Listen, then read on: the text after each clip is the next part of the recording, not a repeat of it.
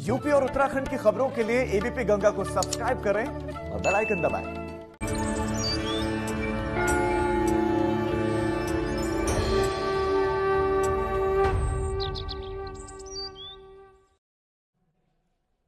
नमस्कार, स्वागत है आप सभी का। आप देख रहे हैं पहाड़ प्रभात। आपके साथ मैं हूं राजीव ढोंडिया। शुरुआत करते हैं बुलेटिन की। बीजेपी राष्ट्रीय अध्यक्ष जेपी नड्डा के उत्तराखंड दौरे का आज दूसरा दिन है। दूसरे दिन भी कई महत्वपूर्ण बैठकों में शामिल होंगे जेपी नड्डा। कई बैठकों को लेने वाले हैं, बैठकों में शामिल होंगे जिसमें कई प्रदेश के बड़े बड़े पदाधिकारी शामिल होंगे। खुद सीएम एक में मौजूद रहेंगे। नेपाली फार्म पर मानव श्रृंखला के जरिए स्वागत होगा जेपी नड्डा का। नेपाली फार्म पर यह अलग अंदाज मानव श्रृंखला के जरिए स्वागत होगा। बीजापुर राज्य अतिथि गृह में बीजेपी के राष्ट्रीय अध्यक्ष बैठक करने वाले हैं और बैठक में सीएम त्रिवेंद्र सिंह रावत, प्रदेश के पदाधिकारी मौजूद रहेंगे, शामिल होंगे। मानव श्रृंखला के जरिए स्वागत। मानव श्रृंखला यानी कि हाथ आपस में पकड़े हुए कार्यकर्ता दिखाई देंगे। लेकिन यहां पर एक सवाल यह है कि जब पूरे देश में कोविड गाइडलाइंस के पालन की बात कही जा रही है, सोशल डिस्टेंसिंग पर जोर इतना दिया जा रहा है, तो वैसे वक्त में मानव श्रृंखला, क्या ये कोविड गाइडलाइंस का उल्लंघन नहीं होगा? पहला। दूसरा, अब तक जहां जहां पर नड्डा दिखे हैं वहां पर कार्यकर्ताओं की बड़ी भीड़ भी दिखी है। वैसे में इतने बड़े कार्यक्रम, इतने बड़े लीडर पहुंच रहे हैं, तो सोशल डिस्टेंसिंग का पालन जगह जगह क्यों नहीं दिख रहा है?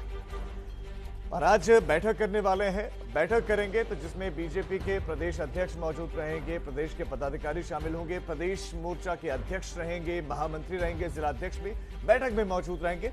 तो तमाम बड़े लीडर्स बैठक में मौजूद रहने वाले हैं और बैठक का मकसद यही कि तैयारियां क्या चल रही हैं, संगठन के जो पदाधिकारी हैं वो क्या काम कर रहे हैं, अब तक क्या क्या काम उन्होंने किया है, पदाधिकारियों को क्या निर्देश दिए जाते हैं और संगठन को मजबूत करने के लिए क्या कदम उठाए हैं और अपने सुझाव भी देंगे कि ये काम अब आपको करना है। क्योंकि 2022 बीजेपी एकमात्र ऐसी पार्टी दिखाई देती है अभी जो नगर निगमों के चुनाव तक को, जो निकायों के चुनाव होते हैं उन तक को बहुत गंभीरता से लेती है और आला कमान देखता है। दिल्ली से देखा जाता है, मॉनिटर किया जाता है, हमने हैदराबाद में देखा। तो इसी तरह विधानसभा के चुनाव होने 2022 में और एक बड़ी चुनौती होगी अब, क्योंकि उत्तराखंड का जो पैटर्न है चुनावों में रिजल्ट का, वो हमेशा बदलता है, हर चुनावों में बदलता है। एक बार कांग्रेस तो एक बार बीजेपी, इन दो पार्टियों पर ही अब तक भरोसा उत्तराखंड की जनता ने दिखाया। इस बार आम आदमी पार्टी भी चुनावी मैदान में है। तो ऐसे में एक तरफ एंटी इनकम्बेंसी होगी, दूसरी तरफ कांग्रेस भी मजबूती से लड़ रही है, आम आदमी पार्टी भी संकेत इस तरह के दे रही है, संगठन को बढ़ा रही है। तो राजधानी देहरादून में आज जेपी नड्डा की ये बैठकें होने वाली है। सबसे पहले नेपाली फार्म में जाने वाले हैं। नेपाली फार्म में वहां स्वागत होगा कार्यकर्ताओं द्वारा, जहां पर मानव श्रृंखला बनाए खड़े होंगे कार्यकर्ता, उनका स्वागत करेंगे। तो ऐसे में सवाल ये है कि ये जो रणनीति थी ये किसकी थी कि मानव श्रृंखला के जरिए स्वागत किया जाए?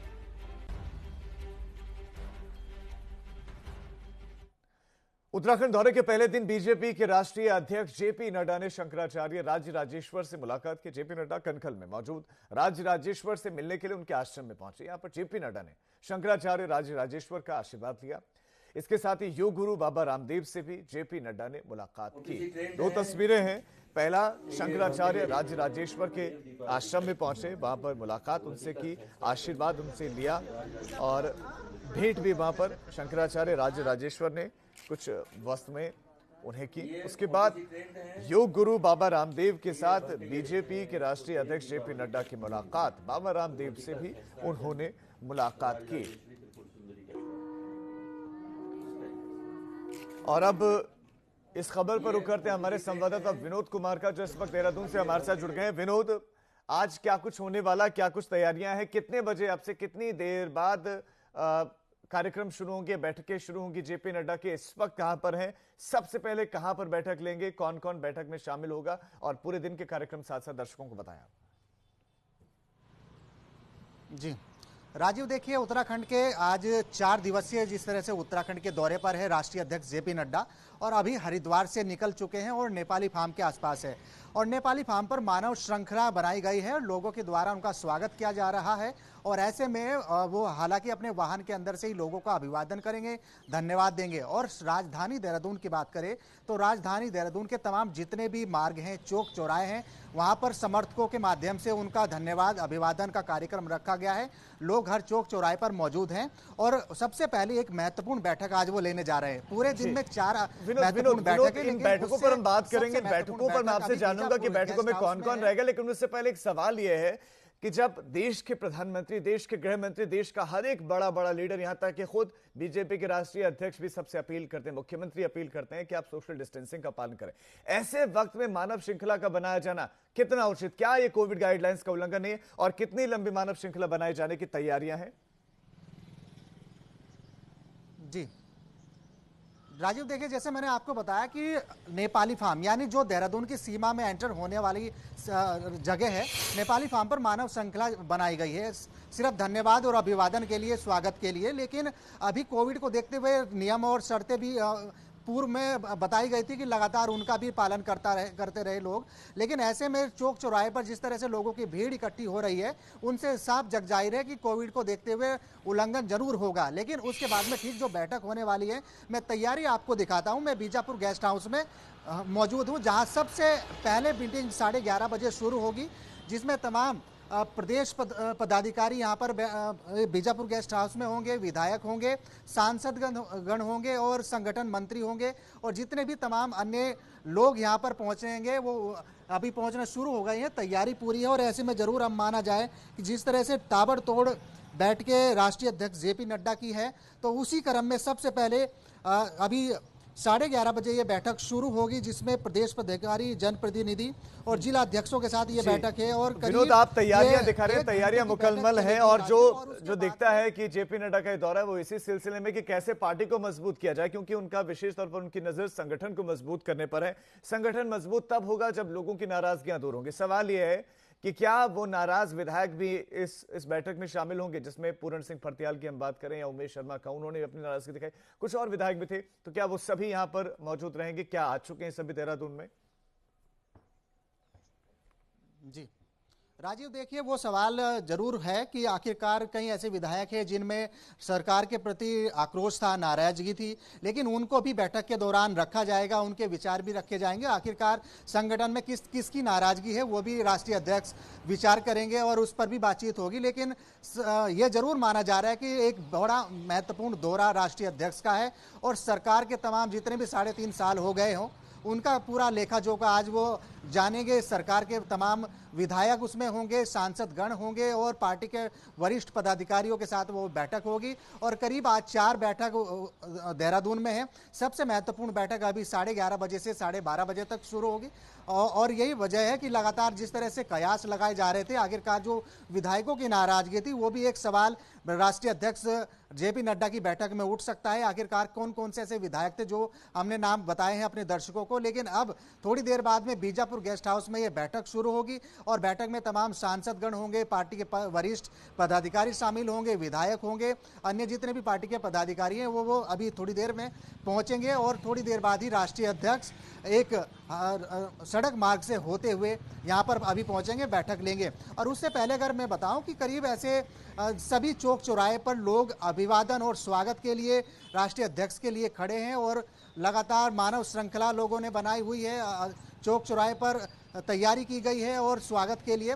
ऐसे में और सड़क मार्ग से होते हुए सीधा पहले ओएनजीसी गेस्ट हाउस पहुंचेंगे और उसके बाद थोड़ा अल्प विश्राम करके वो बीजापुर गेस्ट हाउस में बैठक लेंगे। बड़ी महत्वपूर्ण बैठक है जिसमें सांसदगण होंगे, जैसे मैंने आपको बताया कि तमाम पार्टी के वरिष्ठ पदाधिकारी शामिल होंगे, विधायक होंगे, संगठन मंत्री होंगे और ऐसे में जरूर ये माना जाए कि बहुत ही महत्वपूर्ण दौरा यहाँ पर राष्ट्रीय अध्यक्ष का है और जरूर सरकार के जितना भी अभी तक का समय हो चुका है लेखा जोखा जरूर जानेंगे। विधायकों की जो नाराजगी है, आप नजर बनाए रखें इस खबर पर, उनके इस दौरे पर। लेकिन यहाँ सवाल जरूर उठेंगे, सवाल ये उठेंगे कि महामारी एक्ट अधिनियम के तहत कार्रवाई हो जाती, महामारी एक्ट के तहत कार्रवाई हो जाती है अगर लोग सोशल डिस्टेंसिंग का पालन नहीं करते। लेकिन यहां तो मानव श्रृंखला बनाई जा रही है। कोविड काल में जब उत्तराखंड में इतने केसेस बढ़ रहे हैं, ऐसे वक्त में मानव श्रृंखला कितनी सही है, इसका जवाब भी देना चाहिए अगर प्रेस कॉन्फ्रेंस आगे होती है बीजेपी की। तो खबर में आगे बढ़ रहे हैं, हरिद्वार से एक बड़ी खबर मिल रही है। पंकज लामा को गोली मारी है। पंकज ने छात्रवृत्ति घोटाले में पीआईएल दाखिल की थी और पंकज लांबा को गोली मारी गई। हरिद्वार से बहुत बड़ी खबर आपको दे रहे हैं। छात्रवृत्ति घोटाला हुआ उत्तराखंड में, जिसकी जांच करें। उनको गोली लगी है, यानी कि उनको किसी ने गोली मार दी। पंकज को गोली मारी है किसी ने छात्रवृत्ति घोटाले में। ये वही है जिन्होंने पीआईएल दाखिल की थी। पंकज वही शख्स है जिन्होंने पीआईएल दाखिल की थी। रानीपुर कोतवाल इलाके में गोली मारी गई है। हमारे संवाददाता रोहित शिकोला खबर पर ज्यादा जानकारी देंगे। रोहित, कैसी है इस वक्त उनकी हालत इस वक्त कैसी है? किसने गोली मारी, कैसे लगी गोली, क्या कुछ जानकारियां आपके पास है? मैं बताऊंगा, पंकज लांबा उत्तराखंड में जो छात्र घोटाला है उसमें हाई कोर्ट में पीआईएल दाखिल करी थी। रात वो अपने साथियों के साथ रानीपुर थाना क्षेत्र के सुवर्ण नगर में एक कार्यक्रम में गए थे, जहां पर वो कुछ लोग बच्चों के साथ और कुछ दोस्तों के साथ बैठे थे। जहां पर उनकी जो लाइसेंसी राइफल है वो उसमें उन्होंने किसी नाबालिग बच्चे के हाथ में दे दी, लड़कियों को दे दी, जिससे वो गोली चल गई है और जिस लगने से उनको गंभीर स्थिति में हॉस्पिटल ले जाया गया, जहां पर उनकी डॉक्टर ने मृत्यु घोषित कर दी है और इस मामले में अभी पुलिस पूरी मामले की जांच कर रही है। पंकज, उनकी रोहित आप बता रहे हैं उनकी मौत हो गई है? हाँ, उनकी मौत हो, डॉक्टर ने उनकी मृत्यु घोषित कर दिया है। अब पुलिस हर मामले में जांच कर रही है, कौन कौन उनके साथ थे, जो उनको साथ में लेके गए थे, वो बच्चियां कौन है और क्या है, उस पूरे मामले में जांच कर रही है। पंकज लांबा मेरठ के भी रहने वाले हैं।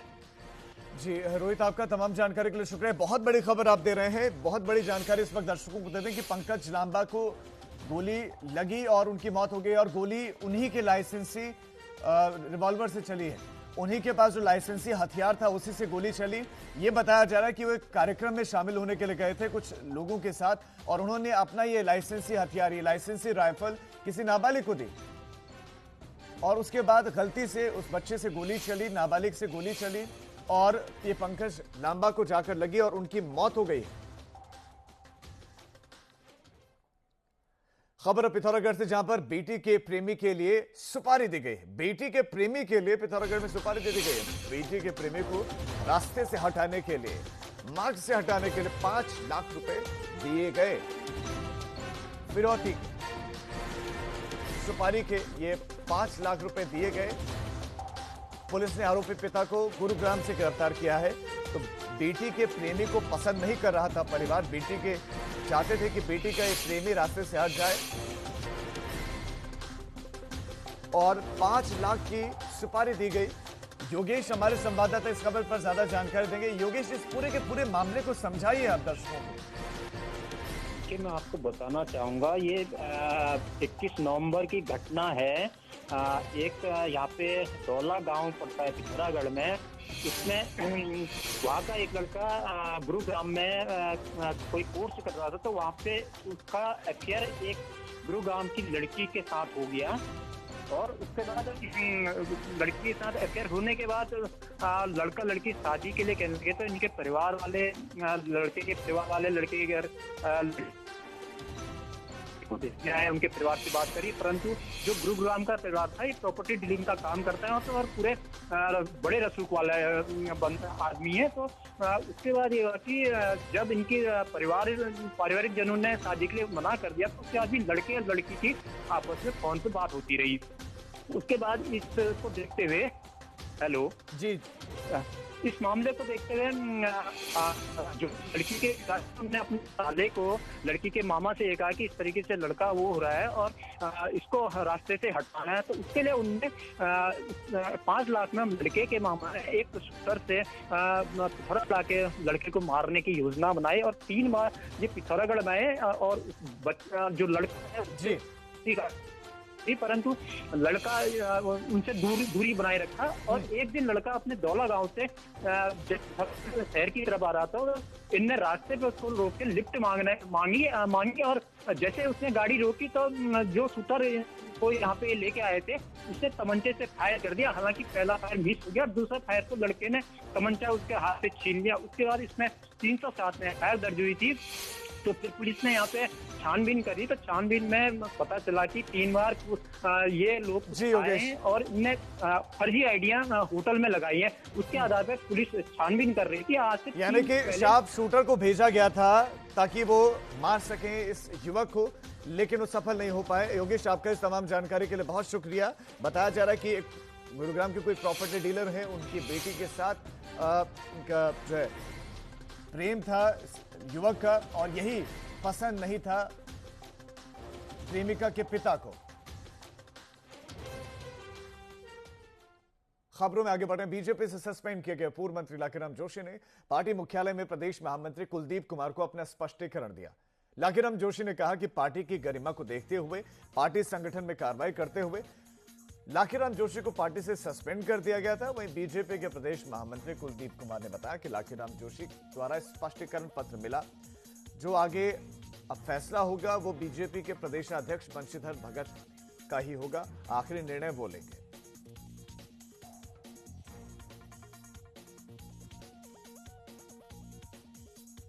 स्पष्टीकरण में हमने किसी पर कोई आरोप नहीं लगाया था अपने पत्र में। वो पहले जो हमने प्रधानमंत्री जी को पत्र भेजा वो कहाँ से लीक हुआ ये हमारी समझ में नहीं आ रहा है, लेकिन हमने उसको लीक नहीं किया था। और जो हमने उसमें बातें लिखी हमने किसी पर आरोप प्रत्यारोप नहीं लगाया। हमने तो ये कहा है कि माननीय उच्च न्यायालय ने माननीय मुख्यमंत्री से संबंधित एक मामले को बहुत गंभीरता से लिया है और उनके सामने जो तथ्य आए होंगे उसके आधार पर उन्होंने सीबीआई का आदेश दिया है कि भाई दूध का दूध और पानी का पानी हो जाए। माननीय लाखीराम जोशी जी का अभी 2-4 मिनट पहले ही मुझे स्पष्टीकरण प्राप्त हुआ है। इसको माननीय अध्यक्ष जी को दिया जाएगा और माननीय अध्यक्ष जी इस पर अनुशीलन करने के पश्चात अपने विवेक से आगामी निर्णय लेंगे। वन मंत्री हरक सिंह रावत रुद्रप्रयाग पहुंचे। यहां पर उन्होंने विधानसभा चुनाव में आचार संहिता के उल्लंघन के मामले में एडीजे कोर्ट में अपील दायर की। विधानसभा चुनाव में आचार संहिता के उल्लंघन के मामले में मुख्य न्यायिक मजिस्ट्रेट की कोर्ट ने हरक सिंह रावत को 3 महीने की सजा सुनाई थी। हालांकि उन्हें जमानत भी मिल गई और इसी सजा के खिलाफ हरक सिंह रावत ने अपर जिला जज न्यायालय में अपील दायर की है, जिसकी 18 दिसंबर को सुनवाई होगी। हरक सिंह रावत एक शादी समारोह में शामिल होने के लिए सांदर गांव में पहुंचे थे और यहां से वो देहरादून रवाना हो गए। हालांकि उनका अधिकारियों के साथ बैठक का भी कार्यक्रम था।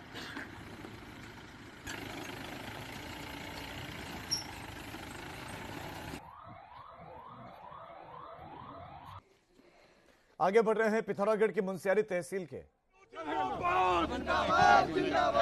प्रियंका जिंदाबाद। किसानों को समर्थन देने के लिए कांग्रेस के अध्यक्ष अजय कुमार लल्लू पहुंचे।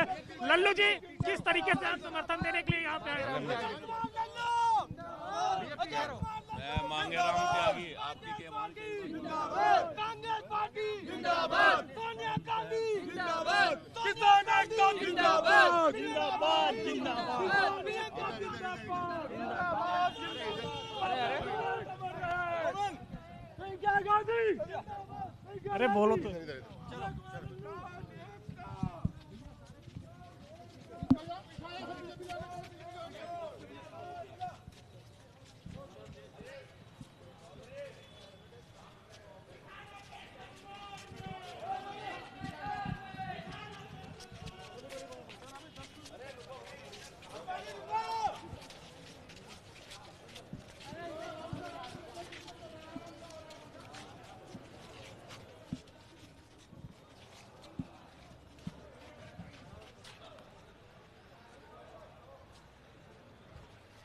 अजय कुमार लल्लू कांग्रेस प्रदेशाध्यक्ष गाजीपुर बॉर्डर पर इस वक्त आप देख रहे हैं किसानों को समर्थन देने के लिए पहुंचे हैं।